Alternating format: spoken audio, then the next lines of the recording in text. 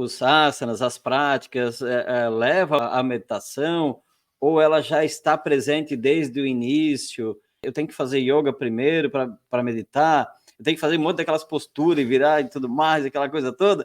Ou é mais simples do que possa se imaginar? Ótima pergunta. Obrigado, Shanti, pela oportunidade de falar sobre isso de maneira mais clara e com tempo. Porque qual é a proposta, dentro do meu entendimento, do que é yoga? Tá? É um caminho, uma proposta de um caminho para você chegar lá. Por exemplo, vamos imaginar que eu quero fazer uma parada de mão.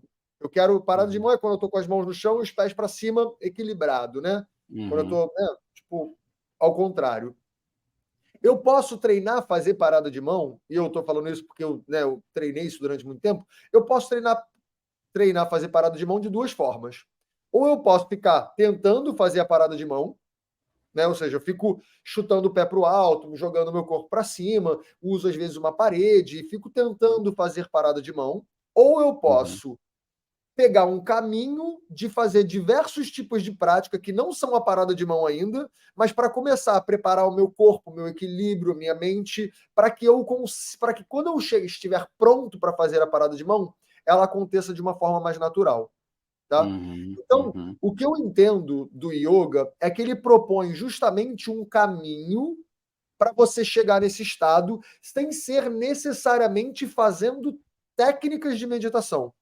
Por exemplo, essa ideia da meditação como eu vou sentar todo dia de manhã, meia hora, e ficar assim em silêncio, observando a minha mente, observando o que sou eu e tentando esvaziar as dispersões.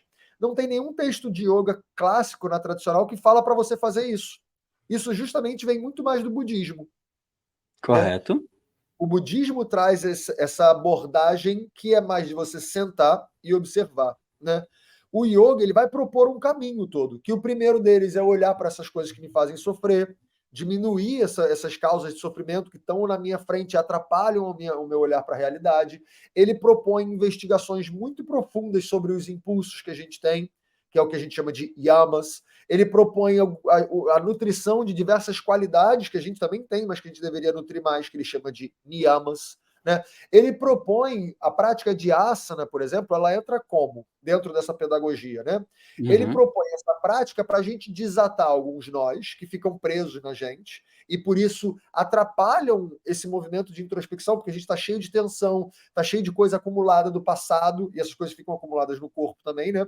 Então, a prática de asana, ela ajuda a soltar um pouco esses nós, ela ajuda a trazer um pouquinho a nossa mente para o momento presente, e ela também ajuda a equilibrar as nossas polaridades. Isso é o que está escrito, por exemplo, no Yoga Sutra, nesse texto. Né?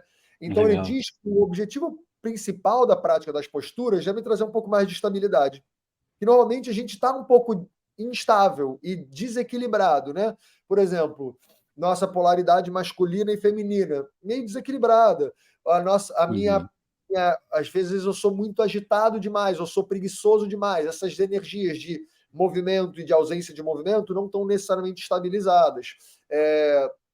Qualquer polaridade nossa, né? Uma coisa mais solar e mais lunar, mais dia e mais noite.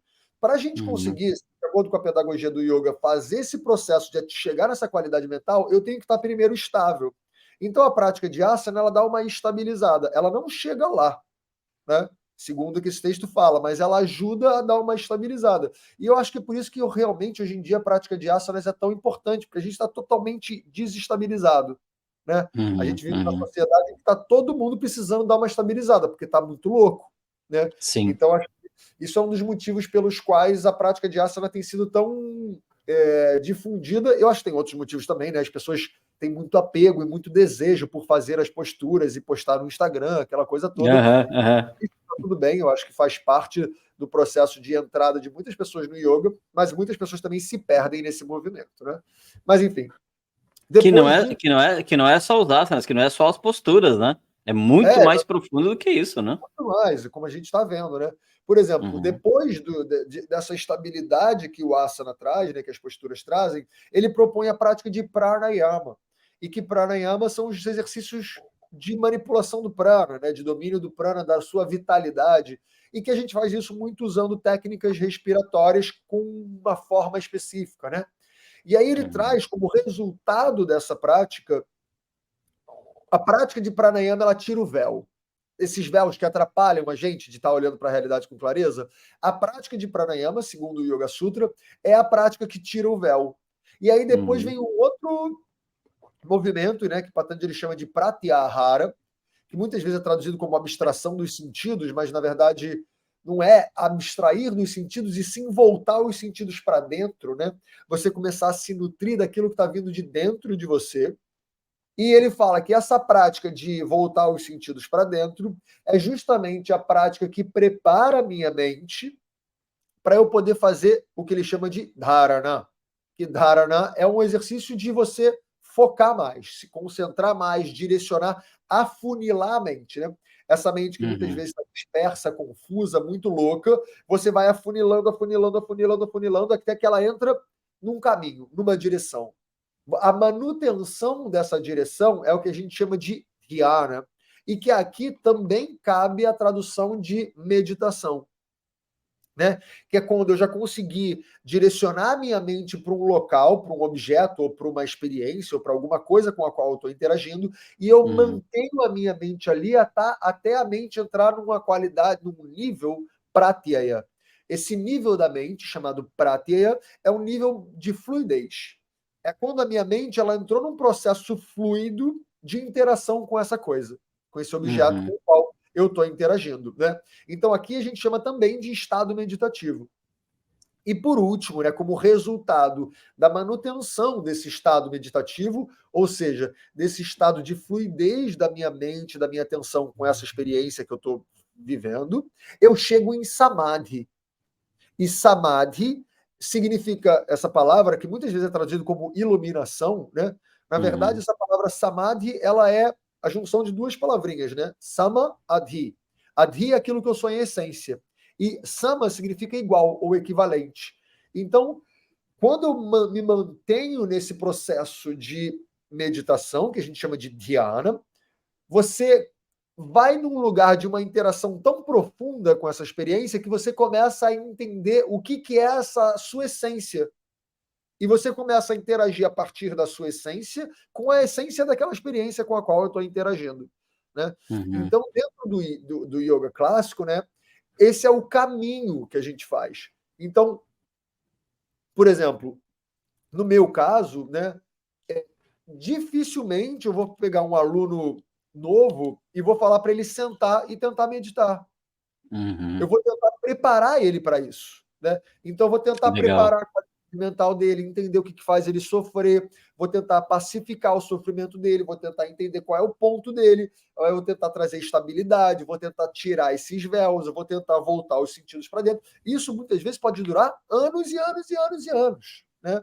Dependendo, porque não é porque eu tiro um véu que outro véu não vem e aparece na frente, né? Exatamente. O tempo inteiro muito atento nessa busca, que é uma busca, ao meu ver, muito... Quando a gente vai ver a forma que esse texto propõe, né, é muito acolhedor, é muito bonito, é muito respeitoso com o processo de cada um, né? Porque, e de maneira nenhuma diminuindo ou indo contra qualquer outra abordagem, para muitas pessoas eu acho violento você chegar e falar assim, senta aí todo dia e fica meia hora olhando para os seus pensamentos e tentando esvaziar. Eu muitas vezes acho violento, porque eu acho que a pessoa não está pronta, né? É que nem eu chegar para uma pessoa e falar, ó, nada daqui até ali, atravessa aqui o mar. Só que a pessoa não está pronta. Isso é uma forma dela talvez aprender a fazer uma travessia? É uma forma, sem sombra de dúvida, mas não é a única forma, né?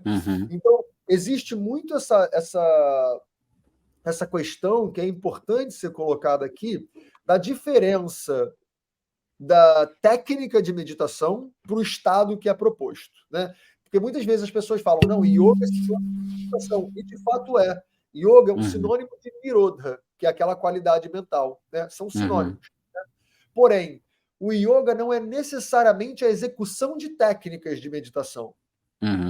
Isso gera muita confusão. Tem escolas que passam técnicas de meditação, ou seja, faz uma prática e no final da prática, agora vamos todo mundo focar numa imagem da vela, na imagem do sol. Foca a imagem. Isso é uma técnica de meditação, né? Ou seja, é um treino para meditação. Uhum. Tá tudo ok quanto a isso, tá tudo ótimo quanto a isso, né? Mas isso não é necessário, não tem nenhum lugar dizendo que é assim que se faz, sabe? Uhum. Porque, por exemplo, eu posso usar várias coisas para tentar manter o meu foco estável, para tentar entrar num sistema de fluidez, num caminho de fluidez, para eu acessar a minha essência. Eu posso fazer isso, por exemplo, lendo um livro. Eu posso fazer Uhum. isso lavando louça, né? Isso é yoga também, porque depende qual é o Uhum. caminho que eu estou fazendo. Então, não é sobre a técnica, né?